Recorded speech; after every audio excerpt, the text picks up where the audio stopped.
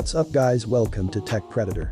The iPad Air 5 was unveiled during the Peak Performance Apple event March 2022.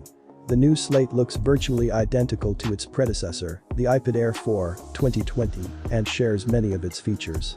The biggest difference between the two slates is that the 2022 iteration is powered by the powerful M1 chip, making it the second tablet, after Apple's iPad Pro 2021, to ship with M1 power.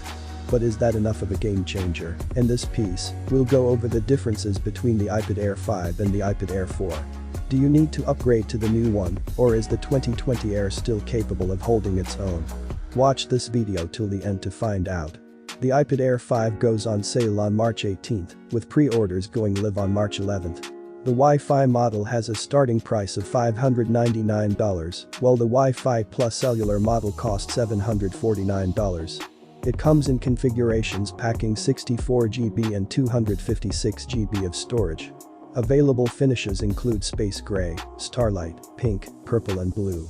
That's identical to the pricing, connectivity, storage and color options for the iPad Air 4. It's likely that the price of the iPad Air 4 will soon drop at third-party retailers and resellers, as it's now been replaced on the Apple website by the Air 5. The iPad Air 5 is virtually identical to its predecessor in terms of design.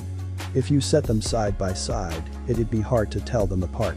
Both measure 9.7 inch long, 7 inches wide with thickness of 0.2 inches and weigh 1.02 pounds.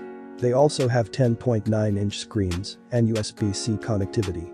As Apple's thinnest and lightest tablet, it makes sense that the company would keep the same basic design from 2020's model. No need to fix what isn't broken, as the old saying goes. As with the overall design, the iPad Air 5's screen appears little different from the 2020 model. Both tablets have 10.9-inch Liquid Retina displays with a resolution of 2360 and 1640 pixels. According to Apple, the iPad Air 5 display can reach 500 nits of brightness. The screen also features a P3 wide color gamut, true tone and an anti-reflective screen coating. While looking to the iPad Air 2020, we noted that the screen achieves an average brightness of 440 nits. If the iPad Air 5 screen is the same, then we can expect the same results. The new slate doesn't have a 120Hz refresh rate, which is also the case with the previous iteration. We were impressed with the picture quality of the iPad Air 4, so we expect to be just as pleased with the iPad Air 5, even though it doesn't have an OLED display as pre-release rumors suggested. The iPad Air 5th generation M1 chip is the biggest thing that distinguishes it from the A14-powered iPad Air 4. 2020's slate wasn't a slouch in terms of performance. It didn't stutter even when we ran YouTube videos while having multiple tabs open. As performant as the A14 chip is, it pales in comparison to the M1 chip, which offers 50% more power than the A15.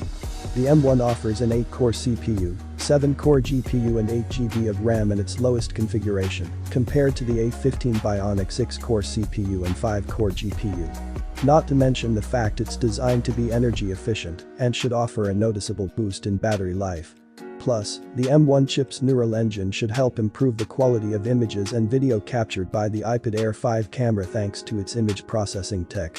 The new and old iPad Air each have 12-megapixel rear-facing cameras. However, whereas the previous model had a 7-megapixel front-facing camera, the iPad Air 5 now has a 12-megapixel ultra-wide camera. While we aren't exactly fans of using tablets to take selfies, it's great to have a front-facing camera that can show you in the best light possible during video calls. The ultra-wide camera features Apple's center stage feature, which automatically pans to keep you in view as you move around. If someone joins you, the camera detects them and smoothly zooms out to include them in the shot. Considering how folks are still working or hanging out with friends remotely, this is a great feature to have. The iPad Air 4 offers great battery life, lasting 10 hours and 29 minutes. That's pretty solid, but the iPad 2021 take 12 hours and 57 minutes to last, while that of Samsung Galaxy Tab S8 have 12 hours and 52 minutes battery life, which lasted longer. It will be interesting to see how long the iPad Air 5's battery lasts considering it runs on the more energy-efficient M1 chip. Apple claims that the new slate has all-day battery life, but that may not be the case. The M1-powered 11-inch iPad Pro 2021 lasted over 13 hours in battery test before running out of juice, so we have high hopes for an M1-powered Air. The iPad Air 5 having an M1 chip is the main thing that distinguishes it from its predecessor. But is that enough to make it superior to the iPad Air 4? Almost certainly, but we can't say for sure until we put the new slate through our testing regimen. With that said, the iPad Air 4 is still one of the best tablets for most people, so if you don't upgrade you've still got a fantastic device in your hands. But if you were interested in a new Air, the iPad Air 5 looks like a great investment, unless you want to hold out and see if you can get the old model at a good discount. Hopefully this video was helpful to you guys deciding which iPad is better for you. Please like this video and subscribe to my channel for more. Thanks for watching and goodbye.